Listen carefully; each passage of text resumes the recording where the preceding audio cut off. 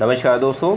आज हम लोग पॉलिटी के संसद और राज्यसभा और लोकसभा इससे संबंधित लमसम 90 क्वेश्चन को आज हम लोग देखेंगे। और दोस्तों ये वीडियो के एग्ज़ाम और आपका एलटी का एग्ज़ाम और सभी एग्ज़ाम्स कॉम्पिटिटिव एग्ज़ाम्स के लिए बहुत ही ज़्यादा महत्वपूर्ण है। और इन क्वेश्चनों को आप लोग अच्छे से रट डालिए, ठीक है। और दोस्तों पीडीएफ के लिए आप लोग टेलीग्राम पर एक पीसीएस एकेडमी के नाम से एक चैनल है, उसको ज्वाइन कर लीजिए। ज्वाइन करने के बाद आप लोगों को पीडीएफ मिलती रहेगी। और दोस्तों आप लोगों को ये वीडियो पसंद आता है तो लाइक और शेयर करना ना भूलें। शेयर आप लोग फेसबुक और व्हाट्सएप ग्रुप के माध्यम से कर सकते हैं जो भी आपके फ़ोन में इंस्टॉल्ड है, और जिससे दूसरे लोगों को भी ये फ़ायदा मिल सके। चलिए स्टार्ट करते हैं। पहला नंबर क्वेश्चन है, संसद से स्टार्ट कर रहे हैं। संसद और उसके बाद राज्यसभा, राज्यसभा के बाद लोकसभा। भारत की संघीय व्यवस्थापिका को किस नाम से जाना जाता है? तो संसद के नाम से कहा जाता है। अगला क्वेश्चन है, भारतीय संसद का निर्माण कैसे होता है? तो भारतीय संसद में क्या क्या होते हैं दोस्तों? इसमें लोकसभा होती है, राज्यसभा होती है और राष्ट्रपति होते हैं। तीनों मिलकर संसद का निर्माण करते हैं।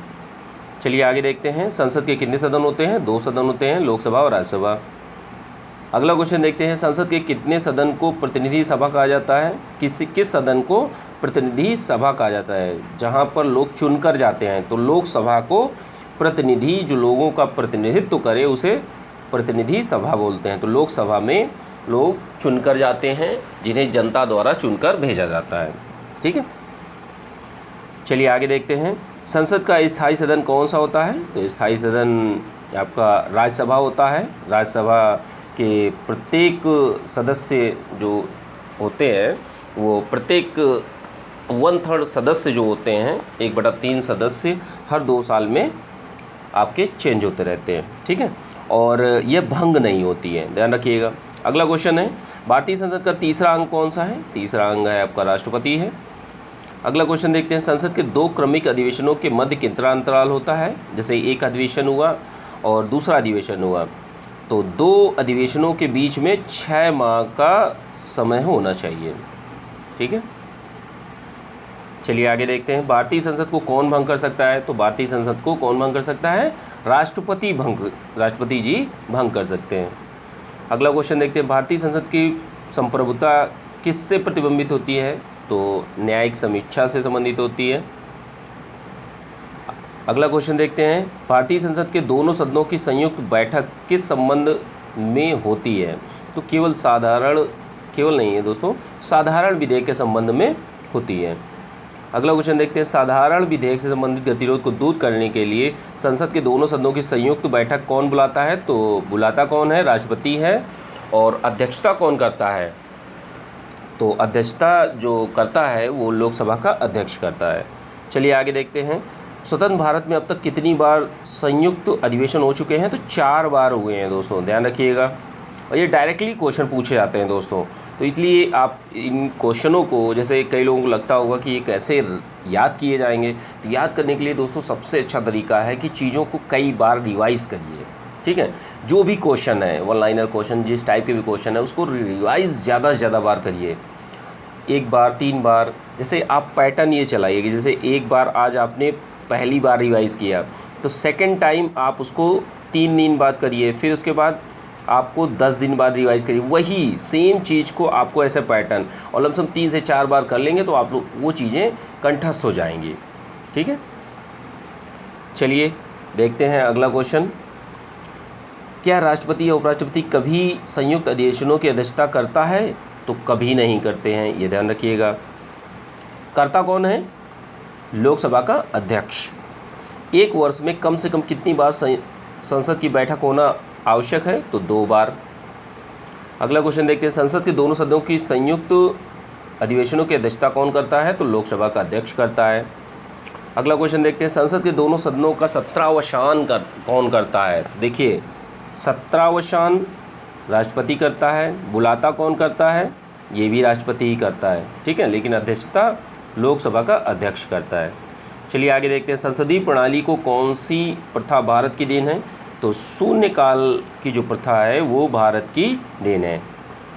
अगला क्वेश्चन देखते हैं, संसद की कार्रवाई में प्रथम विषय में कौन होता है? तो प्रश्नकाल। सबसे पहले क्या होता है? प्रश्नकाल सबसे पहले होता है। चलिए आगे देखते हैं, किस विधेयक को संसद में दोनों सदनों द्वारा अलग अलग विशेष बहुमत से पारित होना आवश्यक है?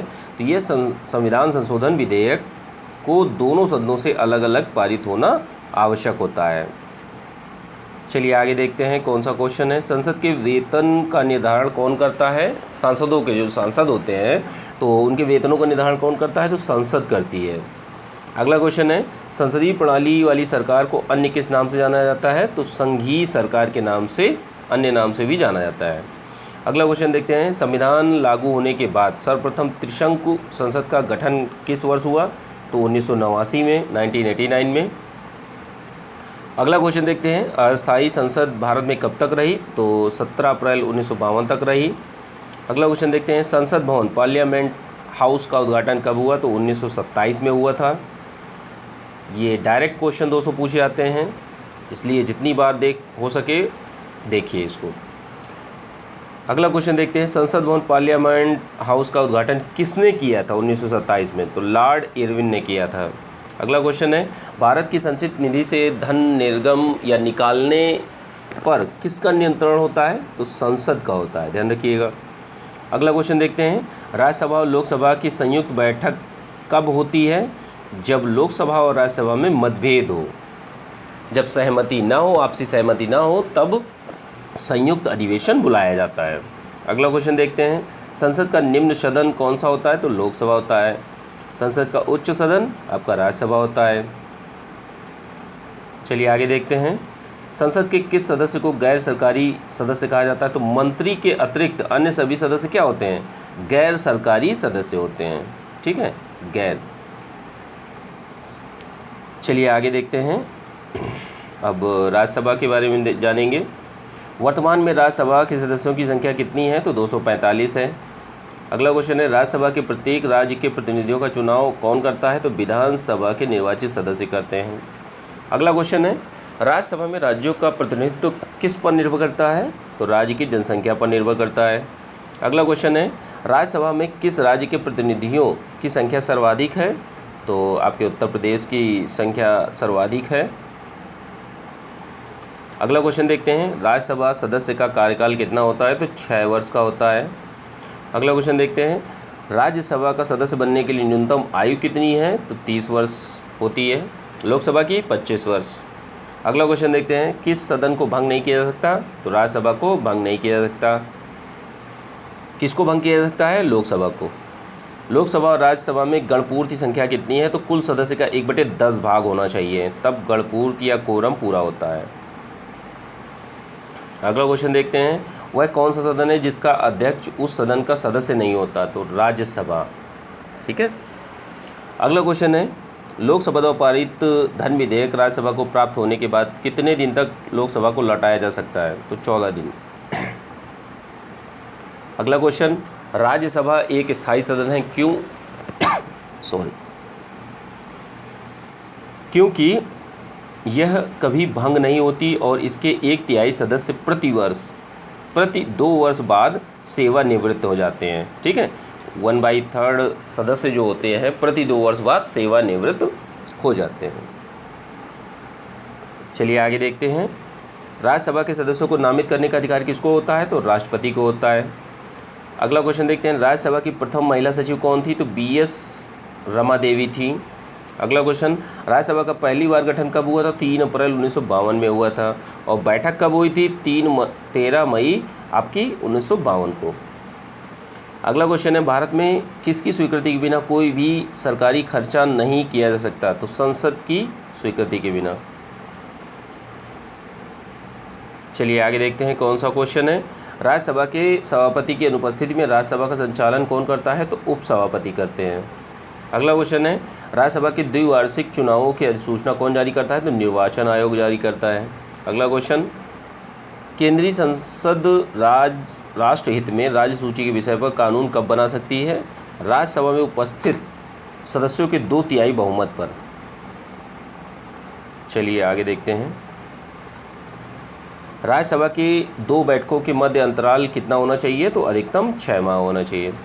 अगला क्वेश्चन है, किन राज्यों का राज्यसभा में प्रतिनिधित्व तो नहीं है? तो अंडमान निकोबार, चंडीगढ़, दादर नगर हवेली, लक्षद्वीप, दमन दीव इन सब का राज्यसभा में प्रतिनिधित्व तो नहीं है, ध्यान रखिएगा।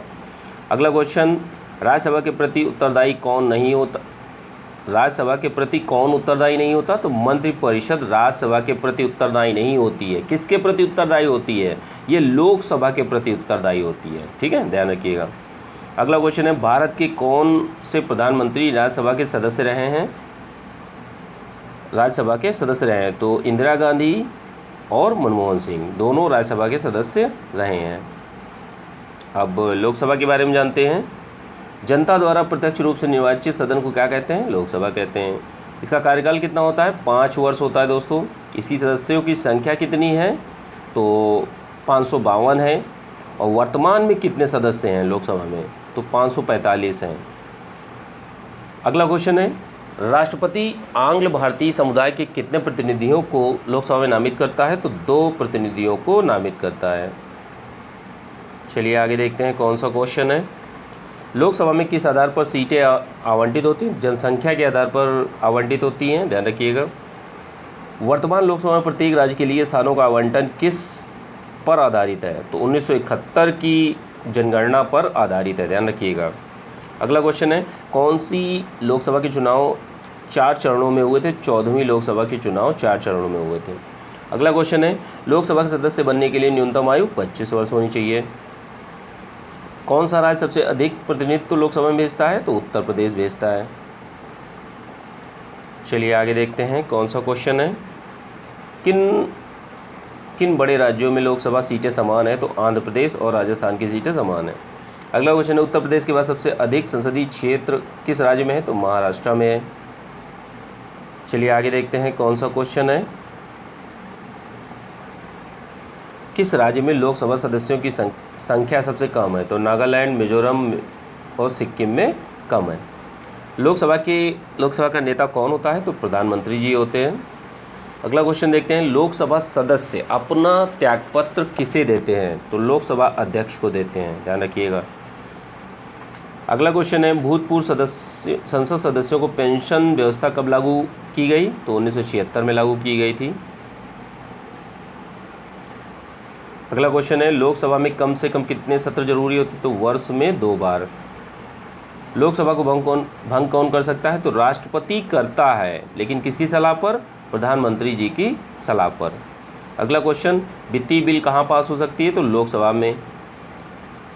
अविश्वास प्रस्ताव किस सदन में लाया जाता है? तो लोकसभा में लाया जाता है। बजट किसके द्वारा पारित किया जाता है? तो लोकसभा के द्वारा पारित किया जाता है।